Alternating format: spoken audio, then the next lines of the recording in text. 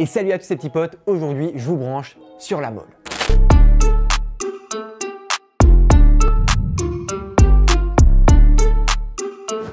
Mais non, c'est mort, je vais pas le faire.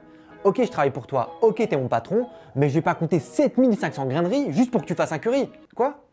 Je suis payé plus si je le fais? 6 hours later. 248, 249, 250. Ah vas-y, c'est bon là, j'ai tout donné. Non mais là les gars, c'est mort, je peux pas continuer comme ça, faut que je trouve un moyen d'aller plus vite. Ok, c'est bon, je sais ce que je vais faire. Je vais peser mes 250 graineries et ensuite je vais multiplier pour arriver à 7500 graineries. Bon, ok, ça a à peine bougé, on est à 2 grammes. Pour qu'il ait ces 7500 graineries, je dois multiplier par 30. Du coup, il me faut 60 grammes de riz. 2 grammes divisé par 250 graineries multiplié par 7500 graineries nous donne 60 grammes de riz. C'est parfait. The next day. Aujourd'hui, il m'a proposé une autre mission, c'est de compter des grains de sel. Alors, est-ce que j'ai assez de temps à perdre pour compter des grains de sel? Oui. Mais des grains de sel, c'est tellement fin que c'est impossible à compter. Du coup, je me suis rappelé de mon cours de chimie. Le prof nous a appris que le lien entre le nombre d'atomes ou de molécules et la masse de matière est le nombre d'Avogadro, soit... Bon, je te l'avoue, ça fait beaucoup de zéros. Bon, pour se simplifier la tâche, on va simplement écrire 6 x 10 exposant 23. Comme ce nombre est extrêmement grand, les chimistes ont introduit une nouvelle échelle pour manipuler les plus petits nombres. Ils ont donc appelé 6 x 10 exposant 23 entité une mole.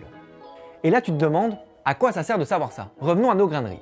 Je vais estimer la masse d'une mole de graineries. Pour rappel, j'ai déterminé tout à l'heure que 250 graineries avaient une masse de 2 grammes.